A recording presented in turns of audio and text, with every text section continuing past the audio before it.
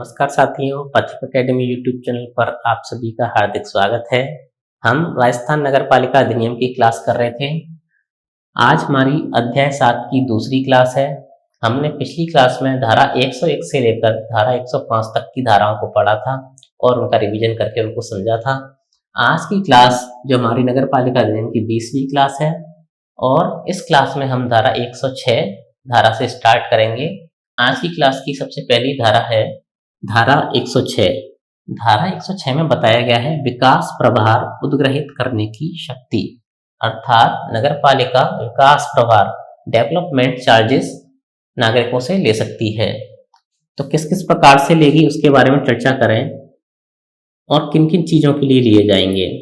तो इसमें पहला पॉइंट है 14 मीटर से अधिक ऊंचाई के किसी आवासीय भवन पर, अर्थात यदि कोई आवासीय भवन है जिसकी ऊंचाई 14 मीटर से अधिक है और गैर आवासीय भवन के विशिष्ट प्रवर्ग मार्ग पर स्थित होने, यदि कोई गैर आवासीय भवन है तो है किसी विशिष्ट प्रवर्ग मार्ग अर्थात स्पेशल कैटेगरी की कोई रोड है उस पर स्थित है, तो इसके उपयोग की विशेषताओं और मंजूर निर्मित क्षेत्र को ध्यान में रखते हुए, अर्थात इसका क्या उपयोग हो रहा है और इसका मंजूर क्षेत्र कितना है उसको ध्यान में रखते हुए नगर पालिका विकास प्रभार उद्ग्रहित कर सकती है। इसी में अगला पॉइंट यह है कि विकास योजना के अनुसार योजना को अनुमोदित करते समय किसी विद्यमान क्षेत्र के विकास और पुनर्विकास के लिए नगर पालिका विकास प्रभार उद्ग्रहित कर सकती है। इसका अर्थ यह हो जाएगा कि नगर पालिका यदि कोई विकास की योजना लेके आती है और उस क्षेत्र जिसमें विकास की योजना लाई गई है और जिसमें विकास होना है, क्षेत्र के विकास और पुनर्विकास अर्थात डेवलपमेंट और रीडेवलपमेंट के लिए नगर पालिका विकास प्रभार उद्ग्रहित कर सकती है। आगे धारा 106 के कुछ पॉइंट और बाकी हैं जिनको हम आगे अभी पढ़ेंगे। धारा 106 में दूसरा पॉइंट है विकास प्रभार किसी भी क्रियाकलाप का आरंभ करने के पूर्व विकासकर्ता द्वारा अग्रिम रूप से संदर्भ किया जाएगा। इस पॉइंट का अर्थ यह हो जाएगा, कोई विकासकर्ता जो किसी विकास कार्य को करना चाहता है और नगर पालिका के द्वारा उस पर विकास प्रभार उद्ग्रहित किया जाना है, तो क्रियाकलाप या जो विकास का कार्य है उसके आरंभ होने से पूर्व ही विकासकर्ता को अग्रिम रूप से नगर पालिका को विकास प्रभार देना होगा, या इस प्रकार कहिए कि एडवांस में नगर पालिका को विकास प्रभार देना होगा काम शुरू होने से पहले पहले। यह पॉइंट 2 का अर्थ हो जाएगा। अगला पॉइंट है 3, किसी पुनर्विकास के मामले में प्रभार सभी निवासियों और विकास के हिताधिकारियों द्वारा संदेह होगा। इस पॉइंट का अर्थ यह हो जाएगा कि कहीं पुनर्विकास अर्थात रीडेवलपमेंट का काम होना है तो जो निवासी हैं उस क्षेत्र के, मान लीजिए किसी सोसाइटी या कॉलोनी का रीडेवलपमेंट होना है तो उस क्षेत्र के निवासियों के द्वारा विकास प्रभार दिया जाएगा और जो भी हित रखते हैं, जो उस संपत्ति जिसका पुनर्विकास होना है उसमें हित रखते हैं, उनको विकास प्रभार नगर पालिका को देना होगा।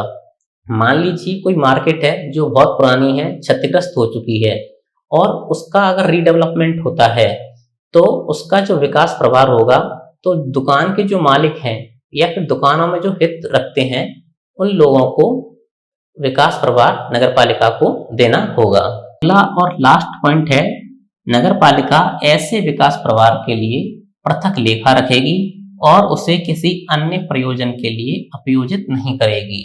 इस पॉइंट का अर्थ हो जाएगा कि विकास प्रभार के रूप में जो राशि नगर पालिका को प्राप्त होगी, नगर पालिका उस राशि का अलग लेखा तैयार करेगी या अलग लेखा रखेगी। लेखा का इंग्लिश वर्ड देखें तो अकाउंट होता है, तो विकास प्रभार के रूप में जो राशि प्राप्त होगी उसका अलग अकाउंट बनाया जाएगा और उस धन को जो विकास प्रभार के रूप में प्राप्त हुआ है कहीं अन्य अपयोजित नहीं किया जाएगा या खर्च नहीं किया जाएगा, यह आप याद रखिएगा। अगली धारा है धारा 107। धारा 107 के अंदर बताया गया है करारोपण से छूट, जिसमें पहला पॉइंट है धारा 102 और धारा 103। धारा 102 में हमने बाध्यकारी कर के बारे में बात की थी और धारा 103 में अन्य अधिरोपित कर के बारे में बात की थी। तो धारा 102 और धारा 103 में विनिर्दिष्ट करों में से कोई भी कर नगरपालिका द्वारा नगरपालिका की या उसमें निहित किसी भी संपत्ति के संबंध में उद्ग्रहणीय नहीं होगा। इस पॉइंट का अर्थ यह हो जाएगा कि नगरपालिका द्वारा नगरपालिका की या उसमें निहित किसी संपत्ति जो नगरपालिका की संपत्ति होगी उन पर टैक्स नहीं लगेगा। तो सीधा सीधा अगर इसको हम याद रखने के लिए समझें तो नगरपालिका स्वयं की किसी संपत्ति पर टैक्स नहीं लगाएगी। आप इस पॉइंट को याद रखिए। अगला पॉइंट है दूसरा, कोई भी कर ऐसी भूमि, भवनों, यानों, नौकाओं जो केंद्र सरकार या राज्य सरकार के हों या उसमें निहित हों उद्ग्रहणीय नहीं होगा।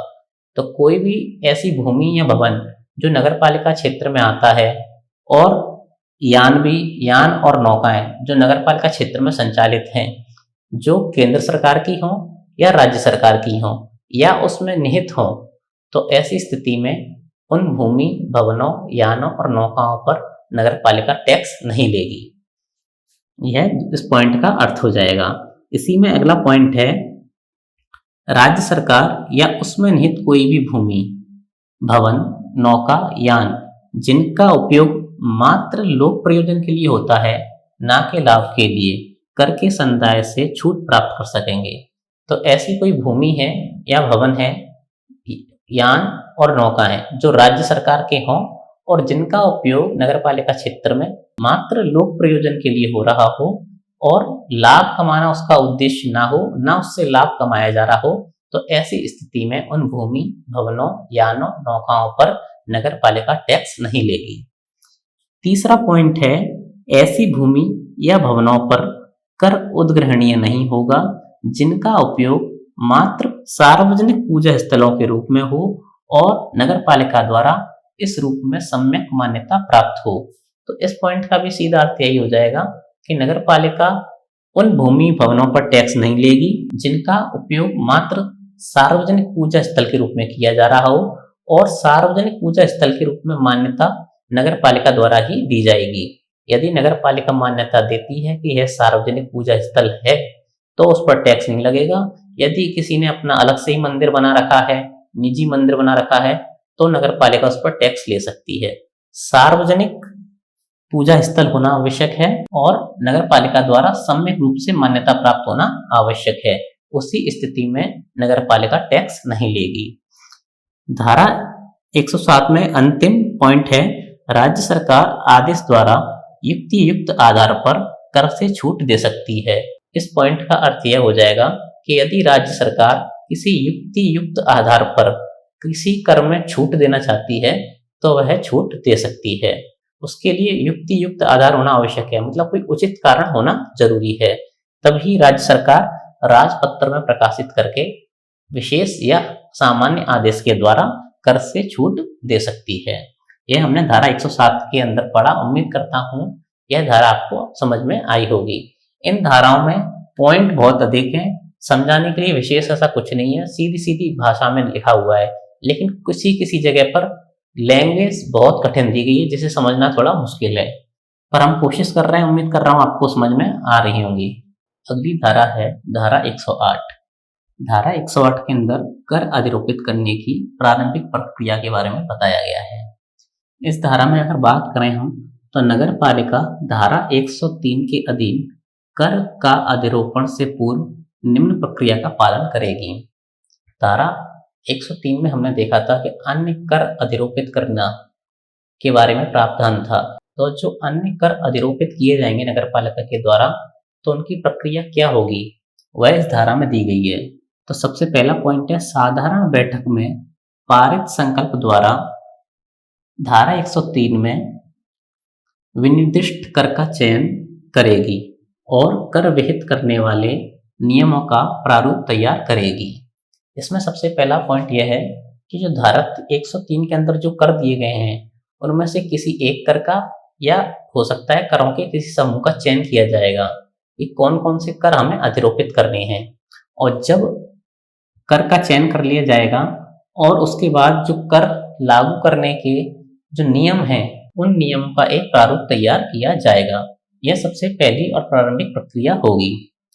और फिर इसी पॉइंट में यदि आगे देखें उस प्रारूप में और क्या क्या चीजें शामिल होंगी, तो जिसमें पहला पॉइंट है उन व्यक्तियों या संपत्तियों अथवा दोनों के वर्गों जिन्हें नगरपालिका दायी बनाने का और कोई भी छूट देने का प्रस्ताव करती है। तो इस प्रारूप में सबसे पहले व्यक्ति, संपत्ति या दोनों जिन्हें नगरपालिका दायी बनाने का, अर्थात नगरपालिका जिन चीजों पर टैक्स लेना चाह रही है, हो सकता है वह किसी व्यक्तियों के समूह पर या इंडिविजुअल किसी व्यक्ति पर टैक्स लेने का विचार कर रही हो, तो उसे किस तरीके से टैक्स की अंदर लेके आएगी उसका प्रारूप हो सकता है। या किसी संपत्ति पर अगर नगरपालिका टैक्स लगाना चाहती है, संपत्ति की क्या शर्तें होंगी जिसके आधार पर उस पर टैक्स दायी होगा। तो इस पॉइंट में लिखा है कि व्यक्तियां, संपत्ति अथवा दोनों के वर्गों, यानी व्यक्तियों को भी वर्गों में बांटा जाएगा और संपत्तियों को। ऐसा तो नहीं है कि सभी संपत्तियों पर टैक्स लगा दिया जाए या फिर सभी व्यक्तियों पर टैक्स लगा दिया जाए या सभी संपत्तियों पर टैक्स लगा दिया जाए, उनको किसी वर्ग में बांटना पड़ेगा। जैसे हमने इनकम टैक्स के मामले में देखा है कि अलग अलग स्लैब बनाई गई हैं कि 5 लाख तक की इनकम पर छूट है, 5 लाख से 10 लाख की इनकम पर इतने % टैक्स लगेगा। उसी प्रकार नगर पालिका भी व्यक्ति, संपत्ति या दोनों को किसी न किसी वर्ग में विभाजित करेगी जिससे उनको टैक्स के लिए दायी बनाया जा सके, और जो लोग टैक्स के दायरे में नहीं आएंगे उनको बाहर रखा जाएगा। और कोई छूट भी अगर नगर पालिका देना चाहती है तो वह इस प्रारूप में उसको मेंशन करेगी। अगला है सेकंड पॉइंट, इस प्रारूप में टैक्स की रेट का भी निर्धारण किया जाएगा, यानी किस दर पर टैक्स लेना है यह भी निर्धारित किया जाएगा इस प्रारूप के अंदर। तीसरा पॉइंट है भवन या भूमि के प्रत्येक वर्ग का मूल्यांकन का आधार जिस पर दर तय की जानी है। तो जो भवन और भूमियों पर टैक्स लगाया जाना है तो उनका भी किसी आधार पर मूल्यांकन किया जाएगा। हो सकता है, उदाहरण के लिए अगर इसको समझें तो आप इस प्रकार समझें कि मान लीजिए किसी संपत्ति पर उसके क्षेत्रफल के आधार पर टैक्स लगाया जाए, या हो सकता है किसी संपत्ति पर उसकी जो कीमत है, जो उसकी कीमत है उस कीमत के आधार पर टैक्स लगाया जाए। तो इस प्रकार का कोई भी मूल्यांकन का आधार नगर पालिका तय कर सकती है और उस आधार पर दर तय कर सकती है। अगला चौथा पॉइंट है राज्य सरकार द्वारा अपेक्षित अन्य मामले, और राज्य सरकार द्वारा जो अन्य अपेक्षित मामले हैं उनको भी प्रारूप में शामिल किया जाएगा। धारा 108 में कुछ और पॉइंट्स बाकी हैं जिन्हें हम आगे देखेंगे। आगे धारा 108 में दूसरा पॉइंट है जब संकल्प पारित कर दिया गया हो तब नगरपालिका प्रारूप नियमों को प्रथम अनुसूची में दिए गए प्रारूप में एक नोटिस के साथ प्रकाशित करेगी। जैसे हमने देखा था कि धारा 103 में जिन करों को अधिरोपित करने की बात की गई है उनके लिए नगरपालिका संकल्प पारित करेगी, और जब संकल्प पारित हो जाएगा तो किन किन पर टैक्स लगाया जाएगा, किस विधि से टैक्स लगाया जाएगा, किस दर पर टैक्स लगाया जाएगा इत्यादि को वह प्रारूप बनाकर पेश करेगी। तो जब वह प्रारूप बन जाएगा तो उसको एक नोटिस के साथ नगरपालिका प्रकाशित करेगी। और अगला पॉइंट है कि कर के अधिरोपण दर, दायी बनाए जाने वाले वर्गों और किसी छूट, इससे संबंधित नोटिस आएगा। जो नोटिस नगरपालिका द्वारा प्रकाशित किया जाएगा उसमें बताया जाएगा कि कौन से कर का अधिरोपण हो रहा है, उसकी दर क्या है, और दायी बनाए जाने वाले वर्गों के बारे में बताया जाएगा, अर्थात किस प्रकार के व्यक्तियों पर या किस प्रकार की संपत्तियों पर वह टैक्स लगने वाला है और कितनी छूट टैक्स में दी जाएगी आदि के बारे में बताते हुए एक नोटिस प्रकाशित किया जाएगा।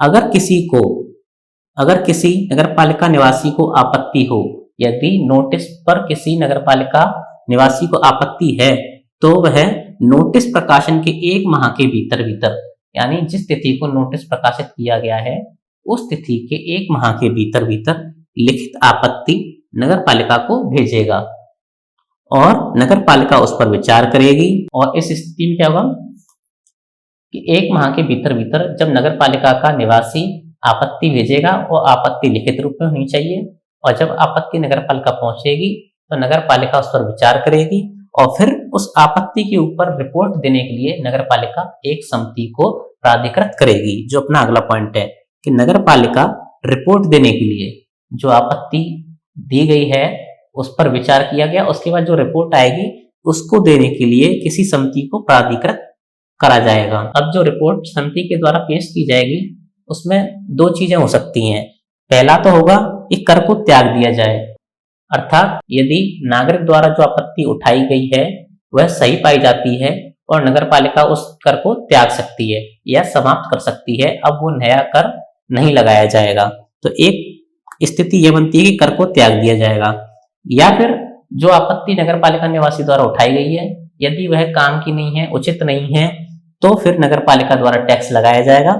उस स्थिति में क्या होगा कि विशेष संकल्प द्वारा निर्देशित तारीख से कर लागू हो जाएगा। एक विशेष संकल्प पारित किया जाएगा और एक तारीख निर्धारित की जाएगी और उस तारीख से जो टैक्स है जिसको नगर पालिका द्वारा अधिरोपित किया है वह लागू हो जाएगा। अगली धारा है धारा 109। धारा 109 के अंदर बताया गया है कर का अधिरोपण आदि। इसमें पहला पॉइंट हो जाएगा धारा 108 में निर्दिष्ट कर विशेष संकल्प द्वारा पारित होने के बाद नियत तारीख से लागू होंगे। अर्थात धारा 108 में जिन करों को अधिरोपित के प्रस्ताव और पारित करने की बात की थी वह विशेष संकल्प द्वारा पारित होने पर नियत तारीख को लागू हो जाएंगे।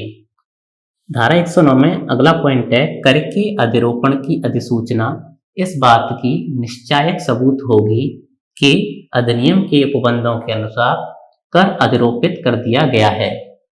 तो जो संकल्प पारित करके राज्य सरकार राजपत्र में प्रकाशित करवाएगी और कर के अधिरोपण की जो अधिसूचना प्रकाशित की जाएगी वह इस बात का निश्चायक सबूत होगी कि अधिनियम के उपबंधों के अनुरूप कर अधिरोपित कर दिया गया है।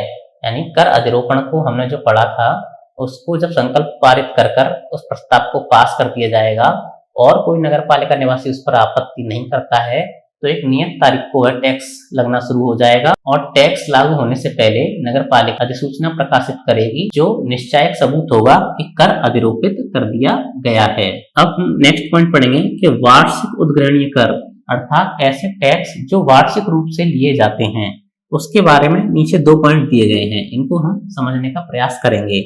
निम्न तारीखों में से किसी एक तारीख पर 1 अप्रैल, 1 जुलाई, 1 अक्टूबर या 1 जनवरी को प्रवर्त होगा। तो जो वार्षिक रूप से जो टैक्स कलेक्ट किए जाते हैं वह इन्हीं तारीखों में प्रवर्त किए जाएंगे।